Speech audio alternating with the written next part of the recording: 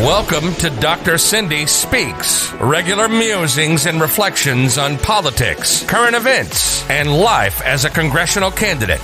Dr. Cindy Beignet is a mom and small business owner fighting for our water, our health, our community. She's running for the people of Southwest Florida, trying to flip Florida 19 from red to blue. Listen as she speaks truth to power and gets real about being a mom and a candidate.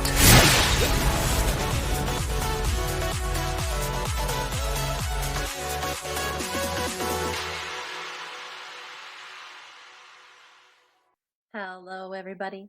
This is Dr. Cindy Beignet here with Dr. Cindy Speaks.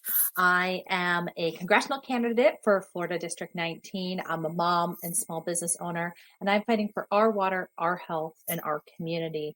And it is April 22nd in the evening. I've just got all my kids to bed, and I am ready to share some thoughts with you here today. I do have my campaign coordinator, Eddy, who will come in and kind of join me for the conversation.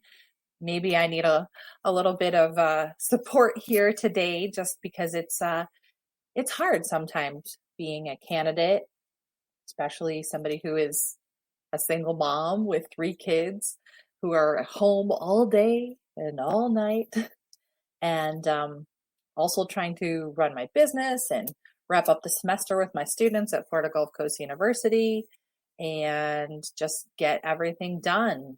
And there's been a lot going on. So I'm really happy to be here and to share my experiences with you and what it's like to be a congressional candidate here in the era of coronavirus. So big things that are going on this week. Let me just lead off with something that I've been speaking about with here on the podcast and across my social media and in the media, in the news, the regular media, and that has been my ongoing discussion and leadership around the bipartisan ballot requirement initiative across the state of Florida.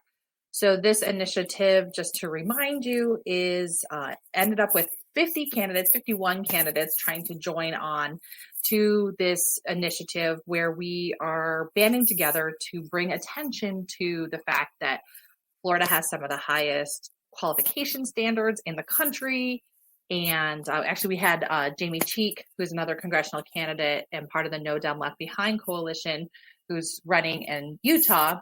She and I had a conversation around these very high standards here in our states, and mine even being, more ridiculous than hers, and that's Florida being Florida. So we'll talk about that in a little bit too.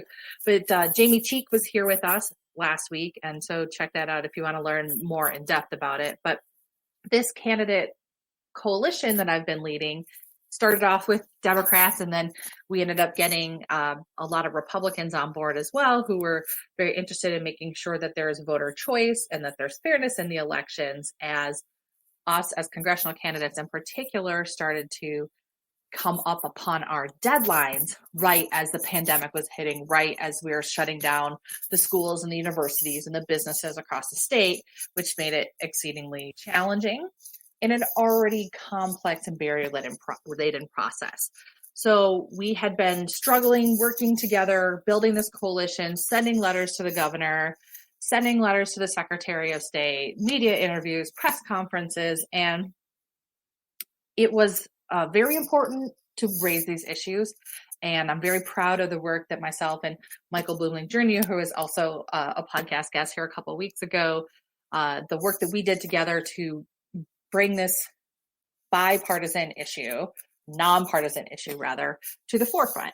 And there were small victories that we made along the way. I think one of them being that the Secretary of State did ultimately make one small change when it came to, two small changes when it came to how they were processing and handling candidate qualifications. And that included moving from the qualification of having a wet signature, meaning it had to be original signature, to a digital signature. There's still a lot of murkiness around what that means. And in fact, plenty of people across the state, just like my initial interpretation, understood that to mean that they were accepting digital petitions, which of course They are not. They still expect you to file all of your petitions, in paper, which still ends up complicating the process in so many different ways.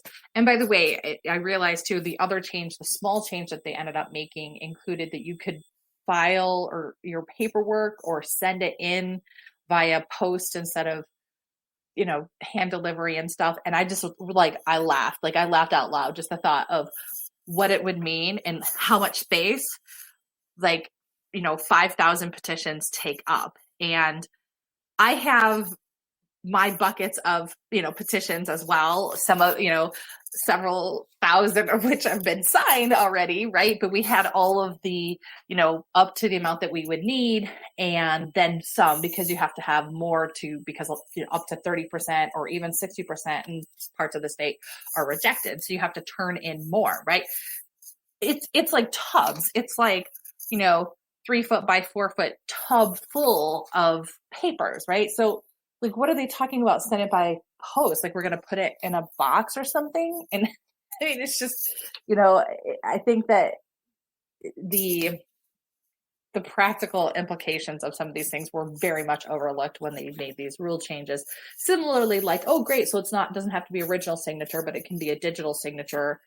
And what does that mean? And how do you do it? None of that was thought about, which is why our coalition, by the way, the candidate coalition, had initially, before our deadlines, were advocating for deadline extension. And then once those deadlines came and went, then we said, hey, just cancel the whole thing. Cancel the qualifications for everybody. Cancel the petitions for everybody. Just put us all on the ballot. Let the chips fall where they may. Let the voters decide. And, that didn't work either. And then actually we, based on negotiations with the Secretary of State, actually ended up saying, they said, okay, well, give us something, concrete, essentially come back with an offer. So via the coalition, we came back with a modified offer that said, okay, go ahead and give us a 45-day extension on all deadlines for all candidates in all races, from federal down to local level, and then a 70% reduction in fees and petition requirements. Once we sent that letter out, they stopped talking to us. And so that was a very big challenge for us. From there, then we started to get a handful of more people into the coalition, leading us up to the 50 folks, 50 candidates who were there.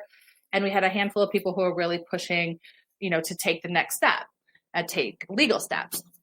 And so we said, all right, we issued one final kind of letter and push to the governor and the Secretary of State saying, hey, our coalition, we really mean business and we're going to work to take legal steps. Now, mind you, this was last week. This is also why I haven't been recording as many podcasts, but this week is the official qualification week for congressional candidates in the state of Florida.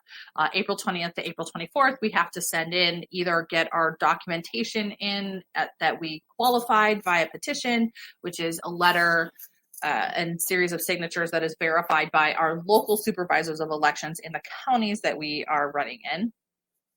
And then our candidate oath or our money. We had to put $10,440, which, by the way, across the country is the highest general qualification fee that anybody has to pay. The only people that have to pay more as congressional candidates to get on the ballot in the United States are Republicans in Arkansas.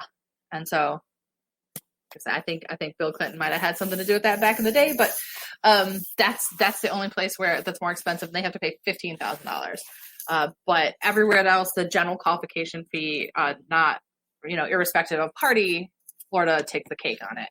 So that being said, that's our qualification this week. That's what we have to do. And so most candidates like me, and we were focused on that. So we did this last ditch effort last week to bring to the attention, to try to push the hand of the Secretary of State and the governor in Florida here to get us to, give us some relief. We have an understanding that there was problems and coronavirus and you can't petition and everything, and, to reduce the amount. So we were looking at the avenues for legal action, and throughout how long have we been doing this now? 6 weeks, 7 weeks now, been working with building this coalition. I have been talking to various lawyers in different fields and trying to get some understanding of what we can do. And I ended up talking directly with 5 or 6 different lawyers and a couple of different organizations ultimately. And everybody ended up coming to the same kind of very, very sad conclusion, by the way. And that is, aside from the fact that the Supreme Court in the state of Florida had closed all courts that were, non-essential, non-emergency courts, there was that barrier as well, which was the initial barrier where people, when I was talking to lawyers early on, they're like, there's no place to even file because everything is supposed to be closed. And then what it came down to is that this was a statute decision in the state of Florida, and there's a huge reluctance on behalf of the Supreme Court to take on these kinds of cases. And, we looked at some other avenues related to that, and there was a couple of things that we could have done legally to kind of say, hey, we're here, and try to push them into recognizing us and making our voice heard. But with those options, we faced blowback. Essentially, if the lawyers are looking at it going, yeah, it's really unlikely, if not impossible, for us to find a legal path here. But if we file something anyway, the state can come back and demand financial retribution to pay for their lawyers and their time if you essentially file something knowing that it's not going to go anywhere. And so that was a risk that I didn't want to take personally. I didn't want to take on behalf of the coalition. I did not want to lead the other candidates down the path of potentially facing that backlash in their campaigns as well. The other thing that came out when I was speaking with our legal advisors around this was that it's just very limiting in terms of what you could actually do, which seems kind of funny because a lot of people in the coalition, I spent a lot of time talking with candidates and, the constitutionality and, that the Supreme Court has already decided that petitions must be reasonable and XYZ makes it unreasonable during coronavirus. But, there are people who have like this rhetorical argument around it.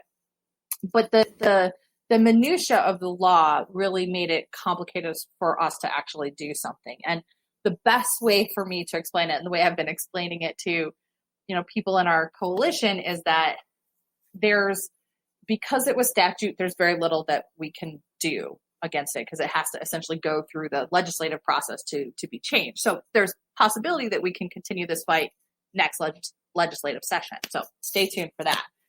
But on top of that,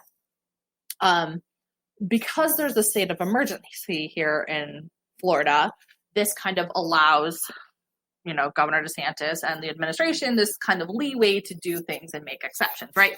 And there's this kind of universe, this menu of opportunity where they can take actions that they see fit, right? It's supposed to free you up to do that. However, what you can't do, so basically it goes like this. If in the universe of opportunities, you have all these things that you can do, and if you do one thing, then you can fight against that thing. You can say, hey, you can't do that, right? But in the universe of opportunity and things that you could do, you can't go after them for what they didn't do, right? So basically, we can't say, hey, you didn't give us this ballot, relief, right? You didn't change the rules and in response to this, so we're going to come after you. They didn't change the rules because they didn't have to, and there's nothing that compelled them to do so, and so there's no essential legal recourse for us. So what I ended up doing, so we were talking with everybody and just really couldn't find a way. I sent an email to the coalition saying, hey, thank you so much for running. Thank you so much for being part of this initiative where we're trying to ensure fairness and voter choice. But I wanted to let you know that we couldn't find a clear legal path. And there was nothing that I could in good conscience recommend to the coalition. And then I kind of put in parentheses saying, But if you have something you want to do, I am, an enthusiastic supporter. Just in case there happened to be something that somebody overlooked, I wanted to leave that open. I just didn't happen to find it at the time. And so, and I encourage all the candidates to do what they need to do. And, that meant for the congressional candidates that they should go and try to put in their qualification papers and things like that. And then I thanked them and I said, I was really proud of the work that we did together, that we did raise awareness to this issue, that we did have the win of a change that we can hope to continue on. That would be a big win, actually, in the state of Florida if candidates could, moving forward, continue to collect signatures digitally, especially if we have an entire campaign cycle to figure out how to do that. And, but that it was also important that we showed that there is a capacity for bipartisan cooperation, even in these highly partisan times. And that now we have this network of candidates and concerned people across the state who are willing to keep an eye on this elections process. And I said, I hope that I can call on you again if we need to, because it's a pretty big deal to have candidates all the way across the state, across the panhandle, all the way down through the Keys, coming together around this issue. So, and I was proud of that. I was proud of the work that we did together. I was proud that we were able to find this point of cooperation. And I do hope that we can continue to stand strong and make sure that we are ensuring that our government agencies here in the state of Florida are good stewards of our election process. Because for me personally, that was a big part of this issue, was not only that these are incredibly high barriers. They're incredibly unfair. They are way, way beyond what every other candidate in the whole entire United States has to do, for the most part, with very few exceptions. And it's clearly designed to be a process to keep people out. And I'll go into how you actually have to qualify in a moment, because that's crazy too. But that I'm worried that if the state of Florida is willing to kind of just let these rules go, what is going to be next? What else are they going to let go in our elections process in the name of this emergency? And at least we have a group of people that we can leverage once again to make sure that we're watching them as well. So that was the end of that road, and that's okay. We put up the best battle that we could, and I'm proud of that work and proud of the coalition. And I really hope that all of the candidates who are working to come online and come with us on this battle, I hope they'll be able to qualify. And I see Eddy's ready to call in. Let's go ahead and say hi to Eddy before I tell you about how weird it is to try and qualify in the state of Florida. Hello, Eddy, are you there? Can you hear me? Yes, can you hear me? I hear you. Oh, yeah, I wanted to let you talk about the whole ballot initiative before I jumped in, but I did want to make a comment on what you were saying about great. making sure we keep an eye on what people are doing in of the emergency, because that's how Hungary just became essentially a dictatorship. Because Viktor Orban had Parliament go, okay, we're in an emergency now, so grant emergency powers and dissolve yourself. So Viktor Orban is now a dictator in Hungary, essentially, because Parliament has been dissolved. So we really need to keep an eye on what politicians are doing right now in the name of the emergency. Absolutely. Yeah, absolutely. Thanks for bringing that up. And you're 100% correct. And it's just, to have a check on it, and it's unfortunate that with this particular battle that we didn't have that legal recourse. But, we were framing this, as a candidate issue, as a voter issue, as an elections issue. And as, we were hitting the media and the PR pretty good. And I will say that I think that we made some good headway on it. I think we really did. Now, of course, we would have loved to have had more of what had happened in Vermont or New York, where the governor just said, yeah, of course. And here's some, this is a way to qualify to get on the ballot given the circumstances. But knowing that this battle was going to be hard in a Republican-led state, knowing that they didn't really have the initiative to do it, the fact that they made any considerations was a big deal. But I think if one message comes out, it's just like you said, Eddy, that they know that we're here and we're watching and that we're not going to look the other way. And especially if you think about what's going on in Florida, all of the multitudes of terrible, terrible administrative mismanagement that the state of Florida has right now. The unemployment situation just being the top issue that has been horribly mismanaged by the state of Florida, and which is consuming for a ton of people across the state. And, they could very easily just kind of do that and then let all this other stuff slide. But we really need to take a stand on this and take a stand on elections all across the board. Because we have been on an authoritarian slide, and we do have a president that is very interested in seizing power. And we saw that today and late last night with the announcements around immigration. That's a whole nother issue that we can jump into as well. But the idea that, and some of the best things I actually saw about this were memes saying, okay, now is this virus no big deal and we should just get back to work? Or is this virus such a big problem that we have to close the borders and stop all immigration? Because frankly, you can't have it both ways, right? Like, these are two different paradigms driving two different actions. And essentially we have leadership across the country that is just willing to bend this narrative to whatever it is that they want to do. And so we do have to find the avenues to be able to fight this. And, I will say specifically with the candidate qualifications, we simply ran out of time. It was a time sensitive thing. And it was really like, for us congressional candidates, we had to do it and get on the ballot, or we lost our opportunity to do it. But that doesn't mean that given another circumstance where we had a longer time frame and we were looking to fight them, that we wouldn't do it differently. I would take, and if it was like me as a personal citizen and not me as a candidate, because there's so many other rules and whatever going on being as a candidate, there's other opportunities I think that we could have taken legally, or I would have taken the risk of potential blowback on it.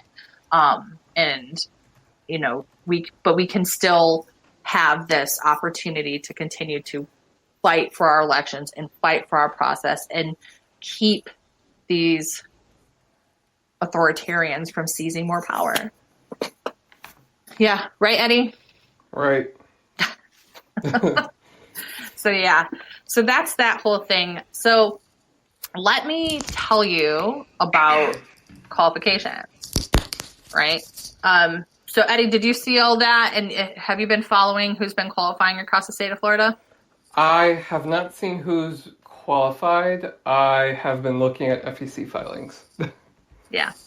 So let me tell you a little bit about this really super fun process in the state of Florida that's absolutely 100% clear and straightforward. Just kidding. It's not. It's like, it's so unbelievably ridiculous, convoluted. And they have this thing. So it is the petitions and then the money. So this week is basically you have to get all the paperwork in. The paperwork itself is, not super complicated. It's a candidate oath and you have to get it notarized, right? But again, we're in the age of coronavirus and, doing things like getting things notarized is a little bit more of a challenge with that, especially when you're somebody like me who has been in pretty strict self-isolation to try and make sure that we're limiting our exposure to the pathogen, to protect my young daughter's life in particular. But luckily we were able to get that notarized, get that taken care of. And then we had to have the check, and they just put all of this very overly convoluted language in the candidate handbook around it. The types of checks you can and cannot have.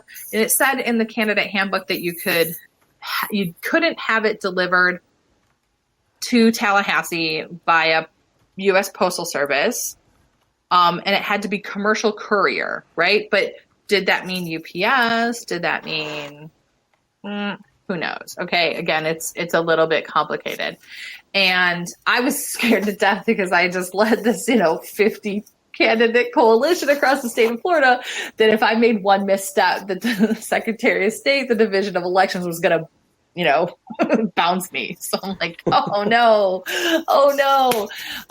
because it is really complicated. And then of course, then there was this rule change, and the rule change said, okay, well you can put it in earlier or something. I think the earlier was, they started accepting it 2 weeks earlier. I don't know. Again, why have a qualification date that goes from April 20th to 24th, but that says that you can send it in up to 2 weeks earlier, but no earlier? Like, doesn't that make the qualification period then like April 6th to the April 24th? It was like very complicated. But in a couple of the Florida Politics articles about this, there were some really smug political consultants that are like, well, you should have taken these opportunities, and if you missed that 10-day window, you're just a stupid idiot, and why are you running anyway? Like kind of condescending stuff. Like, holy moly, unless you were like literally an insider who's done this 100 times in the state of Florida and has some kind of inside track to the Division of Elections, which, by the way, they change these stupid handbooks like every cycle anyway.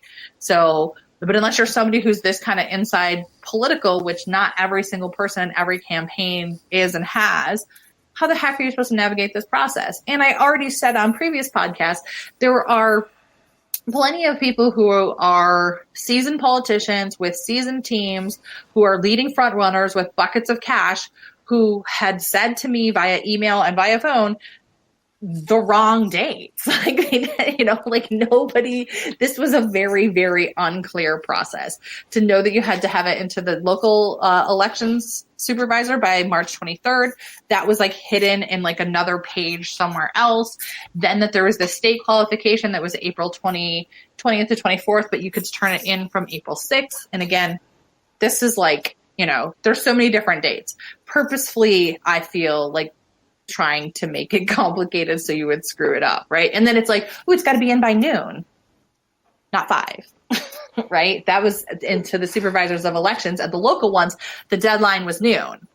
And people in the past had blew that because they thought it was 5 p.m., right? End of business or whatever. So, okay, so the reason that you couldn't send it by post, and I will explain this to you because, again, I want people to understand how stupid this process is, like just how absolutely ludicrous it is, and how the state of Florida has continued to put in stupid barriers that make it really hard for people to qualify. Again, so there's this noon versus 5 p.m. It's the 23rd, the 6th, the 20th, and the 24th, okay? All these random dates that they've put in, so that it's really not straightforward as to what you have to do to get into the process. And the reason that they could not accept it via post, and it says something in the written handbook because it's not like a post location. And like literally, like the U.S. Postal Service delivers to almost every single location around the country, right? Like there's, you could get a P.O. box, you can get all sorts of stuff to get, to make sure that you're connected via U.S. Post. Tell me how much sense it makes in the middle of Tallahassee, which is in the middle of the city and the capital of Florida, that they would specifically pick a location that didn't have a U.S. Post box or access, right? Like, does that even make sense? Eddy, am I crazy in thinking that? Like, that totally just sounds like the most asinine decision that you can make, right? What do you think, like, hearing this? What I think is that they are purposefully trying to make it complicated for people to run. What I have realized during all of this is that Florida essentially, it's the equivalent of a poll tax for candidates. Yep. They are essentially trying to bar lower and middle class candidates from running for office by putting all these incredibly ridiculous obstacles in your way. Yep. So that only insiders and elites are able to have the knowledge on what to do or pay their way to do it. Yeah. It is ridiculous that middle and lower class people cannot run for office just because the state of Florida has crazy rules in place. It's just insane. Yeah, and frankly, I use the barometer of like how ridiculous things are is when it's like I have a PhD, I have a doctorate, I've done a lot of stuff, and like I'm pretty street smart when it comes to things too. So I'm not just like an aloof academic, like in the ivory tower kind of thing. But like when I look at something and I'm like, I have no idea how to navigate this. I felt that same way, by the way, with our healthcare system, right? You know, when I was looking, even before Obamacare and then as Obamacare came on, and Obamacare did streamline it, by the way, a little bit compared to, you know, slightly before that. But I'm like, how I have a PhD, I'm looking at this and my eyes are going cross. And by the way, a PhD and somebody who's also, you know, worked, you know, done research on healthcare industries. It's not like I'm just in a totally different field either. But how can I look at this and have no idea? It's because something must have been purposefully designed to be complicated. If somebody who is, you know, has a PhD looks at it and has got no understanding of how to navigate it, right? And I feel like this with this, you know, qualification thing as well. And for those of you who really want to see what the qualification box looks like, I did tweet it. You can find it at SWFL Mom 2020. You can see the picture because what we ended up doing is taking our qualification, notarized paperwork, and our check, sending it via FedEx to a courier in Tallahassee. That courier then hand delivered it to the office. Now, by the way, the Division of Elections office is also closed. Just saying. It's closed. So was somebody going to be there? We have no idea, right? What was it going to be possible for this to be hand delivered? That was a whole nother, you know, freak out that I had this week. So anyway, the courier sent it and I'm like, you know, texting them and trying to figure out what's going on. My team is trying to, you know, making sure that it's every step of the way that we're figuring out where this is. And then so the courier gets there and they take a photo of the place and it's literally a slot and like a box or like a shoebox or something, like a shoebox or something inside this glass slot with a sign, like one of the ones that you would get from like Office Depot or something with the like a little plastic stand-up sign with something that, you know, somebody made on Word with like a little outline and it said, candidate qualifying drop box here. And like an arrow. And that's why they couldn't have the Postal Service doing, because it's not like a place where, you know, you could get like secured communications, like, you know, like a post box or something. It's a friggin' box in a slot at an address. Like it's not, it's so insane to me. It's so insane. And it's like, I'm glad that we went with the courier. Again, I couldn't imagine what would be there? Why couldn't we send it like a regular way? It's because they've made this little bizarre box so that I don't even know why they would do it. Again, it's just a ridiculous barrier. But anyway, so stupid, long story short of like why Florida makes things more complicated than they do is there. But there was actually somebody on the inside of the building. That was great. That somebody took my paperwork and seemingly I got the right information in there and I am qualified. Yay!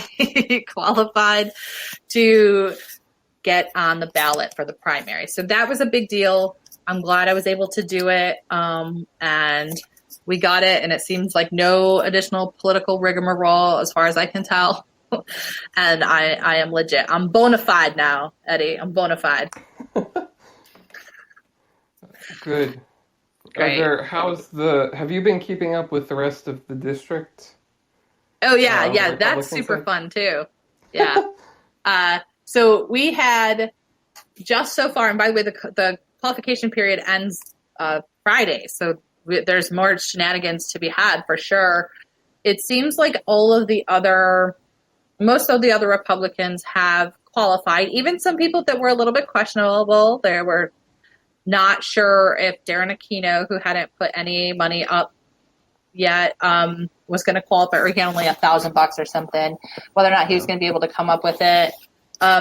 There's a couple of people who haven't got their filings in. Heather Fitzenhagen has not, last time I looked, which was a few hours ago.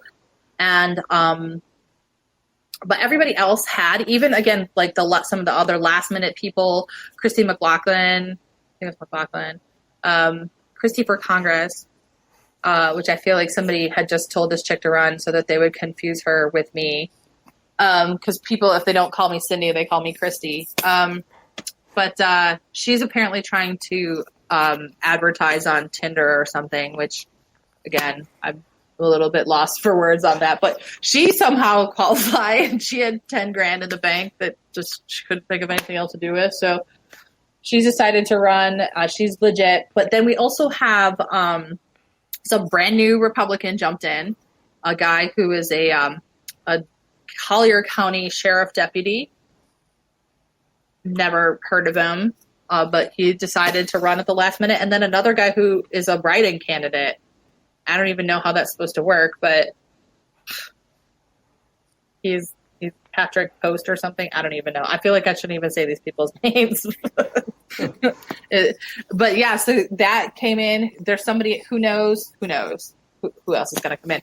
But I will tell you one other interesting thing, and that I am very much looking forward to how this shakes out. So again, there's been some Florida politics pieces following this, and they're looking at, how all these candidates are qualifying or not in Florida 19. And Dane Eagle, who is I don't even know what's called, Golden Boy. I don't know. I would say at this point, like the front runner, but now he doesn't have nearly as much money now that the Dunkin' Donuts dude is in. And then Dr. Fig keeps just dumping all his, millions, all his wiener money in there.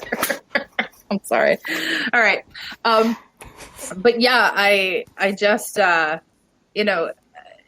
have millions of dollars to their name, again, just to throw in. So again, how can you compete? So, but anyway, so Dane he's the golden boy. I think he's the one that Trump is going to jump behind. He already was on Air Force One with Trump, so who knows? But so he was trying to qualify by petition, interestingly enough. He didn't say that he is intended to qualify by petition, but apparently he was trying to qualify by petition. He still put in a check, because you can see all this in the state filings and the report. So he paid money, but he's not qualified because he was trying to qualify by petition. And apparently Dr. Fig was trying to qualify by petition too. And he doesn't have enough. He only had 3,000 put in. Ooh. So, he's going to pay, I assume, but he hasn't paid yet. But Dane hadn't had any petitions that you could see, right? So, because you can look at the website and see how many petitions there are. So he said that he was pretty confident that he was going to qualify by petition, but he saved his bases by putting in his check either way. So he's good either way. He's going to be on the ballot, so there's no controversy around that. But what I'm interested to see is how, knowing that the Lee County Supervisors of Elections was closed, knowing that we couldn't even get a hold of somebody at the Collier County Supervisors of Elections, and knowing, by the way, that I literally, out of all the events and all the stuff around, and maybe we're just going to different events, but I didn't see anybody petitioning for Dane Eagle. I mean, I ran into Dr. Fig's people every time I've, turned a corner. Right. Yeah. But I didn't see anybody petitioning for Dane, so I don't know. I mean, they could have just sent it and stuff like that. So there's a lot of different ways to go about that. But I'm kind of interested to see what shenanigans might have been pulled at the local supervisors of elections as well. Because if he's not got anything on there, what does that mean, right? Yeah. Why are they not showing up? And why is he boasting that he's going to qualify, knowing that nobody could get into the office, and they couldn't even give my team clear direction on how to turn in our petitions, right? So what kind of inside track did he have to be able to get that done during the coronavirus? So I'll be interested in that. Did anybody in the district actually qualify by petition? Nope. Really? Yeah, and last check, there was only 3 across the state. Wow. And maybe there's some numbers rolling in. I don't know. But through the coalition, there was a couple people that were researching it, and yeah, they saw that only 3 out of the 38 who had said they intended to qualify by petition had actually done so by the deadline. Wow. Right, which tells you that that's a barrier, not a path, right? Oh, yeah. All right, so that's that situation. Anyway, we're all going to be on the ballot. There's some speculation that I don't know. I don't know who else could possibly run at this point, aside from, people who have already said no, like Kathleen Pasadomo and Cecil Pendergrass have said no. So, I mean, aside from big name people like that, I have no idea who else might jump in, but there's some people who say that there might be last minute people who just drop money to get in the race, but I don't think any of them are going to be Democrats. Let's put it that way. Yeah. All right. So let's, just talk a little bit, because I put for today the Florida being Florida, and then I wanted to kind of talk a little bit about things that were getting me down as a woman running in this race. But so Florida being Florida, so we see a lot of funny things going on in the state of Florida, both funny haha and like funny, like being a Trump crony, not so haha. So some beaches are opening. We saw that the Jacksonville beach opened, and then everybody came out and, and whether or not that's a good idea. Some other beaches, Marco Beach is open. There's a handful of others as well. And I'm having a hard time understanding why we had a stay-at-home order or kind of order or whatever, a safer at home, not executive order or whatever Governor DeSantis ended up backpedaling and calling it afterwards. But I'm not sure why we had that thing. And then now before that 30 days is even up, we've decided to just do something different. Like, it seems so bizarre to me. I don't know. What do you think, Eddy? I don't even know. I am not surprised, but also it's just ridiculous because I know that nobody else around the world is doing this. And then we have the Floridas and Georgias of the country going, oh, let's open everything back up. Meanwhile, the rest of the world looks at us going, what's wrong with them? Yeah. I mean, it's just nobody else is doing this. Well, sorry, let me rephrase that. Anybody who's actually taking the coronavirus seriously, excluding the Turkmenistans of the world who banned the use of the word coronavirus. That's one way to stop it. Like climate change in Florida. Oh, yeah, pretty much. You don't have coronavirus if you pretend it doesn't exist. It doesn't exist. Mm-hmm. Just like Rick Scott. Yeah. You can't. There's no climate change if you can't say it. Yeah. Yep. Or was it was global warming? Either way. Anyway, so he banned the use of those. But yeah, it's a little bit strange. And I still, this was the topic of my wine time last week. You can check it out. But I'm feeling like the figures coming out of Florida are very unreliable. They're playing around with the numbers. They haven't been forthcoming about, the deaths and the hospitalizations from the long-term care facilities. I'm feeling very unconfident, of those numbers. And so saying that we're flattening the curve and we're doing a good job is like, again, like, Trump saying that he's the best. And, it's just like, on what metric, the metric in your head that you're counting on. But so Florida being Florida, the other thing about Florida being Florida right now is that we've just had this total shit show with the DEO unemployment website. I don't even know if we're on like number 2 or number 3, but it seems also that there are people who had applied in like from mid-March to the beginning of April, their applications have been sucked into a black hole because there are people who applied afterwards and got processed and before and got processed. And so that was something that Dave Elias here on NBC2 was investigating further. And, you know, just keeping people at bay here has been really, really crazy. What are you doing? Are you like playing jacks? Because that's what it sounds like, Eddy. Oh, sorry, no. I'm like, things are falling off of my desk as I accidentally knock them. And I'm like trying to, sorry. It sounds like that. light shuffling, and I'm like, it sounded like jacks because I couldn't imagine what was going on. Yeah, hilarious. No, I knocked like a bunch of pens off of my desk as I turned my chair. Nice. Good work. Yeah, Good great, work. Yeah. Yep, that's how today's going. Yeah, no, tell me about it. Yeah, today has been a thing.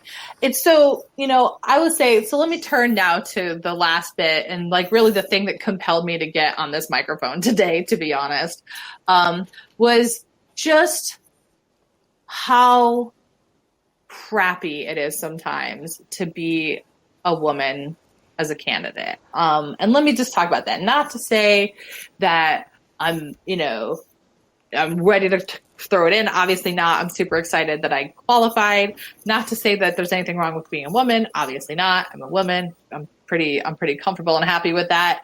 But there are so many things that you have to go through as a woman and a candidate that I swear no men ever have to deal with. And, you know, I think about it too in terms of like dealing with trolls, right? So, you know, social media, you get people saying things, you know, you expect your adversaries to not say things that are nice about you, right? You expect people who don't like you to not say things that are nice about you or not be supportive, right? And trolls and people say stuff.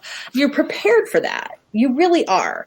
What has been a really, really challenging thing for me to deal with is when people who are supporters or kind of supporters or they really like me or whatever, and they're cloaking themselves in this kind of like supportive role when they come and they say things to me that are so out of line and so insensitive and inappropriate and sexist.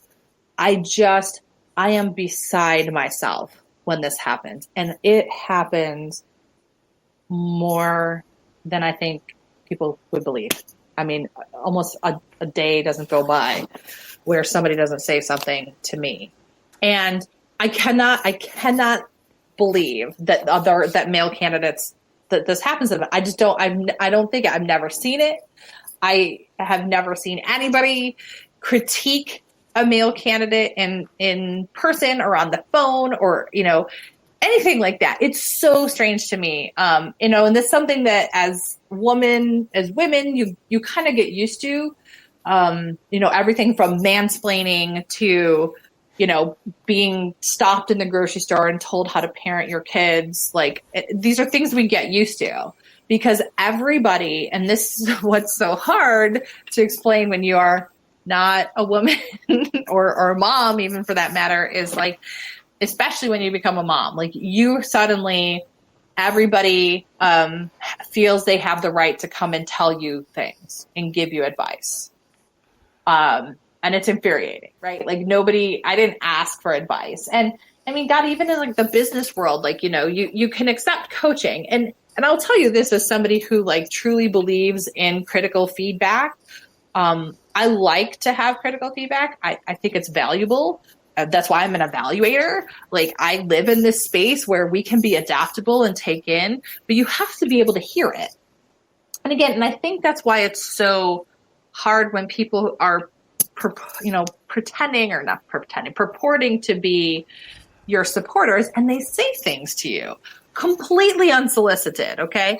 You know, I've had so many experiences like this, including, you know, I go back way back even to my campaign kickoff in November when I had a man who I never met came and he was like, I'm such a big supporter. I'm really happy to be here. I'm like, oh, great. Thanks. You know, shaking hands and whatever, like we used to before coronavirus. And And then he gets in my face.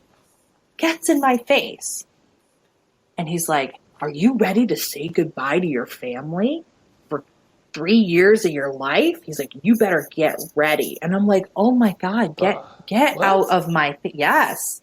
Get out of my face. And he was like holding on my hand. He was getting my face and he's like, you got to get ready. You got to get, he's just like all this stuff. It was like, but it was so super aggressive. Right. And I'm just like, oh my God, like what? Yeah, no, I'm cool. Like I'm going to be all right.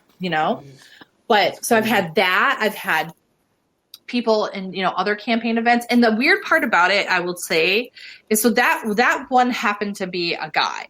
But I will say that especially now in this kind of like Me Too era, there's a lot of men who are a lot more sensitive to this kind of stuff. So a lot of them, if they're trying to be kind or conscientious, they're going to err on the side of shutting up, which is lovely, frankly, if they do, right? If they're, like I said, if they're cognizant of it, right? But the other surprising part about it is the women coming up to me, and I will tell you, just being honest from the observational data that I have, it is older women, and they carry with them the sexism. They carry with them the rubric of what a good leader is and what a good leader looks like and what they think a woman needs to look like, needs to act like in order to be successful. And the bizarre thing is they have come on so many circumstances and told me this. Or they ask things that are very, very sexist in nature, like, well, who's going to take care of your kids? And what's going to happen then?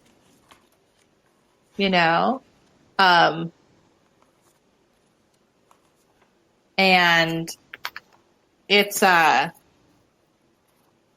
very disheartening, because again, nobody asks male candidates this question. Nobody asks, anybody else in this race where their kids are and who's taking care of their kids. Why is it just I'm the only one? And the funny thing is, even in this kind of era of coronavirus too, now where everybody's at home, and I'm always like, hey, welcome to my world, friends.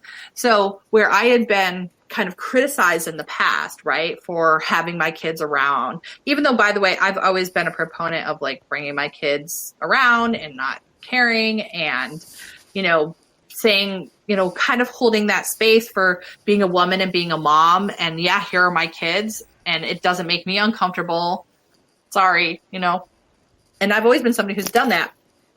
But now more people have to live in that same space with me. And they feel embarrassed about it. And what I really hope they're embarrassed about is how poorly they often treated me or how short they were with me when I was trying to work from home and having small children around, and what that means. But it's funny because I have people say things like that to me all the time. I've had people critique my hair and my dress and the shoes I wear and how I sat. And today was some unsolicited feedback that I got that really just, it really got to me today, Eddy. And it's funny, Eddy, you've known me for many years now. Like how many times do I get this kind of like broken down feeling? Almost never. Yeah, almost never, right? Like, I'm pretty like, you bounce right off me, right? But again, coming from people who are supporters, it's just like, man, like why, and this particular supporter started off and like, we're having this really great conversation.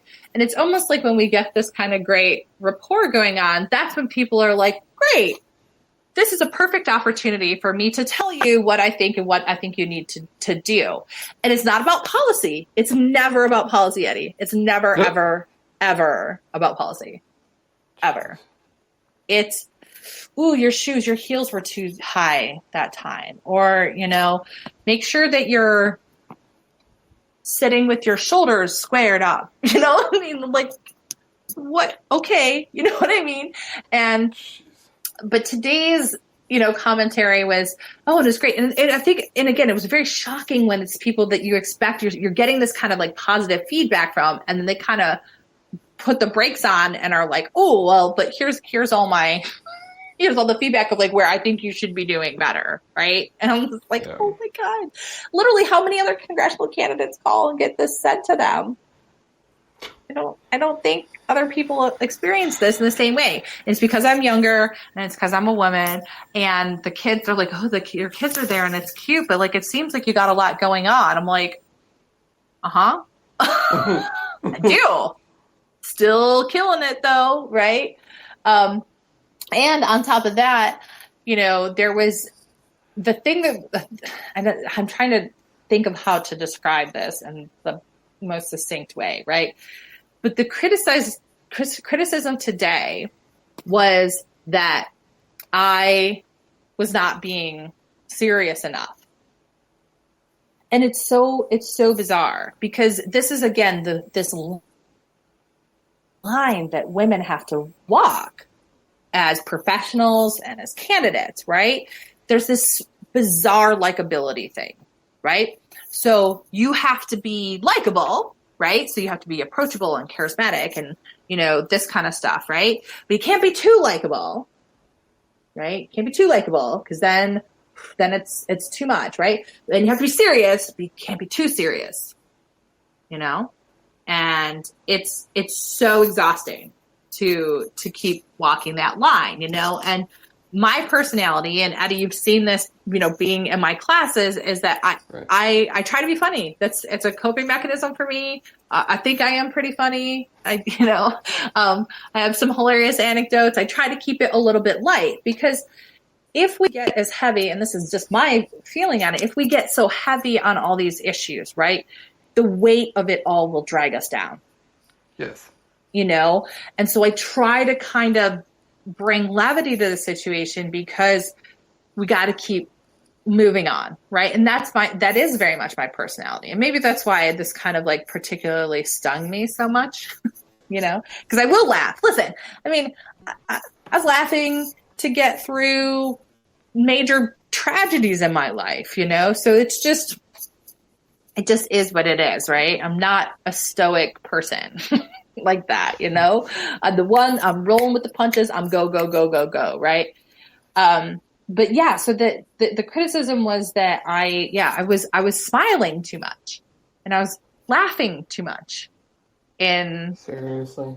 Yeah, seriously. Oh my God. It was, and they're like, well, you got to be more serious about stuff. I'm like, listen, like literally written books about this, and I can go on and on and on. But the point being is, people don't really actually like that. Like, they don't want you to go on and on about policy and boring stuff. They really don't. They want you to be straight, succinct, to the point, strong, but likable enough that they'll listen to you. Right. And so I try very hard to walk that line, and it's a very hard line. But it's when somebody's criticizing you and going and saying, oh, well, you're not quite this serious enough. I also think, by the way, that particularly with older generations and older generations of women, they're not quite in the same like 1950s sex role kind of thing, like the way that it used to be. But they still have a framework that they're working off of for women leaders and candidates that is, right, in my opinion, out of date, right? And that is that rubric of understanding that, oh, you have to be strong like a man. You have to, you can be a little bit feminine, but you still have to, it's still pantsuits and, shoulder pads, and you can't really be a mom. You can't be a mom, not like really. You can be like, I'm a mom, I got kids, they're over there or something, right? Like, you can be that kind of mom or grandma. And like, I'm thinking of Nancy Pelosi, and but it's not like you're seeing kids hanging off Nancy Pelosi all the time, right? But they've compartmentalized it, and they've masculinized parts of their identity, because that's how, essentially the older Gen X and the baby boomer generation needed to bring women to be in order to have them, have leadership positions. But they've kind of built this this requirement around it. You still got to be the 9 to 5er. You still got to, you have to have this strong thing. You can be feminine, but not too sexy, and you definitely can't be a mom. Oh my God. Cause then you're just a disaster. Right. But I think that's what I'm feeling. I get that feeling from that generation of women who want me to be successful. They see me and they get excited about me. And that's what was so deflating. They're like, oh, you're great. You're doing this. And you say all this amazing stuff and you sound really smart and you got this PhD, but then you're smiling and you're like joking and having a good time. And it seems really, contradictory. And I'm like, well, wait a second. Like, what happened to that good stuff? Like, how is me being personable and like in a live session, like how is that a bad thing? Right. And I'm not to say that there's not, space for improvement in, my communication style. I absolutely believe that there is, but you got to be ready and willing to take that, or you get that from people who are your trusted sources. Like getting it launched at you in the middle of a campaign call kind of thing is like, oh my God. All right. Well, thanks for that, but I do want to push back on a lot of those items too. Like, no, my kids are going to be around, and you know what? They're there, and when they're there, they're doing their thing, and I'm doing my thing. Sometimes I'm going to have to give them a little bit of attention, but that's the way it's going to work. And like I said, everybody sitting at home and during coronavirus are they're seeing it too. Welcome, friends. But to say that I'm just going to pretend like they don't exist, or even just to question it too, right? Like, they're going to be taken care of one way or the other. Like, it's really none of your business, what happens with my kids. They're here. I welcome them into my space and my world, but like, I don't owe anybody a justification of what I'm going to do with them. Nobody asks male candidates this question ever. And again, what I do with them when we move to DC, well, that's going to be a decision that me and my family would make, and again, it's none your business, y'all. We're going to sort it out how it needs to be sorted out. But in the meantime, go ask Dane Eagle what he's going to do with his brand new baby, which in my opinion, Eddy, he really should just have canceled his campaign, because he's going to be a new father. He's going to have a lot of new responsibilities, He's got to take that in consideration, right?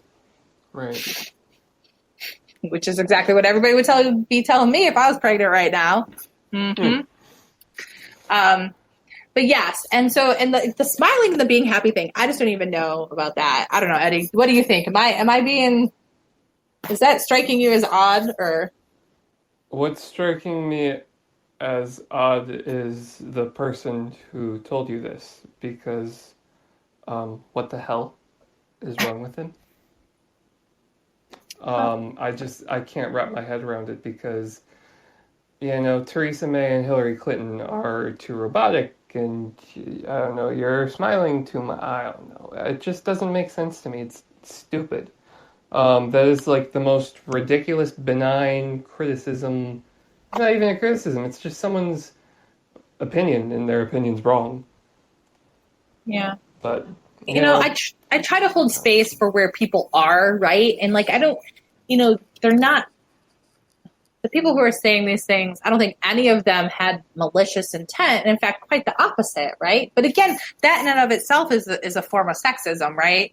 And ageism, right? Thinking that I need this help, right? And they're seeing me. But the thing is like, you look at all the other candidates, there's not a single one of them out here that's doing everything 100% right, And, I look at my competitors' speeches and what they say and they do, and I'm like, could do that better. Oh, look, you're standing funny there, or you got a weird angle, or, you're really stammering there, or you're talking in circles. And the fact of the matter is that all of those criticisms we all face, right? And we can all use improvement around it. But again, it's who gets it said to them into their face in an intimate ways like this by random people, and who doesn't. And I think that women get this kind of ultra criticism all the time. And, today was just one of the ones where I was just like, oh, I just can't. I'm having a hard time with this today. Having a hard time. Because I feel like it's not, and again, we're all in these extenuating circumstances. And frankly, I think that my online, digital campaigning is killing it by comparison right now. And, to have it kind of come down to this look. The other thing that I was thinking of before I just wrap this, because I've been talking about this for a while too, but it reminds me of Jennifer Granholm. And Jennifer Granholm, for those of you that don't know, was a former governor of Michigan. She was a blonde woman. She was, fit. She was good looking. She was smart, and she was strong. And what ended up happening is she, early on in her political career, she had kind of long hair, and she had this very feminine look, and she was getting criticized for it, for being too beautiful. And it was, oh, you're too beautiful. You gotta be stronger in your look, right? And so she had consultants, from what I understand, that told her to cut her hair, and she wears her hair, pixie length to this day in response to that. And apparently, as soon as she did that, suddenly everybody took her a heck of a lot more serious. It's so strange to me to think about that. And I know that that's a true scenario, and that's exactly what happened. Again, I think this is that older rubric of understanding for women, and there's this expectation that you can't be too feminine to be taken serious. And but it makes me so sad.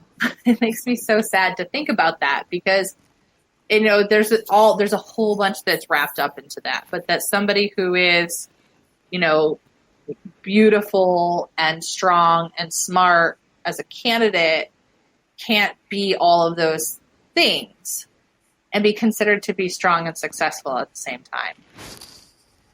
And it just shows you that kind of, that insurmountable wall that women face when it comes to these leadership positions. You're either too much of this or not enough of that. And then if you change, can you find that sweet spot? Who knows, right? And I don't even know what my sweet spot would be, to be honest.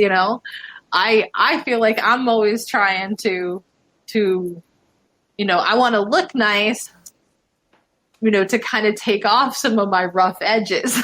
If everybody saw me in my house with my hair up and no makeup and hitting the boxing bag in the garage, they would have a little different image of me. Same thing as if they saw me cooking dinner in my sweatpants, right? That's another image. That's a real image. But, it's so disheartening when you have to spend time and energy as a candidate thinking about these things, because Lord knows most of the men don't. I think that aside from his hot blue chinos that David Holden doesn't have but 2 or 3 shirt combinations that he wears out in public, not putting makeup on, not doing his hair, he's not wrangling kids, and nobody's asking him about anything to do with all that. And that's extra time and energy that he gets to think about other stuff. And that's a shame. Right, Eddie? Oh, yeah. Although you can question if he actually is thinking about anything. That's a good point. But let's not. Yeah. We're too far into the night here to dive into that part of the pod, into our thoughts. But anyway, I am going to go ahead and wrap for this evening.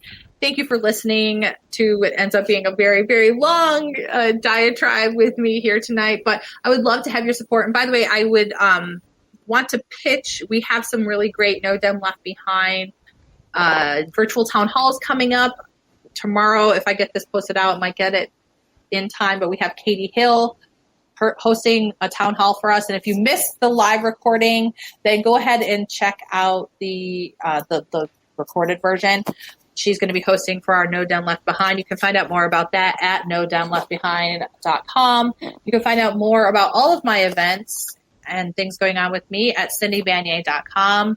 You can email me at vote@cindybeignet.com, or you could call or text me at 239-351-5685. 5574. I really love connecting with constituents, and I love hearing what's important to you in our community so I can really cultivate that knowledge base to be the best servant leader I can be. And thank you so much, Eddy, for being with me and dialoguing with me tonight. Thank you. Thank you for having me. Absolutely. And hope everybody is doing well across the state of Florida and the United States and the whole world. And I want to send out one last positive vibe to everyone to know that we have a very amazing and unique opportunity here to revision our world to be the better place that we always imagined it could be. And I hope that that is something you can think about moving forward. It's certainly something I'm going to be thinking about, and that we can fill that space with love and light and hope for the future. So thanks for being with me here tonight, and we'll see you another time on Dr. Cindy Speaks. Bye-bye. Thanks for listening to this episode of Dr. Cindy Speaks. If you'd like to learn more about her campaign, go to cindybeignetcom or connect with her directly at vote@cindybeignetcom. We love connecting with people. Contents of this podcast are paid for and approved by friends of Cindy Beignet.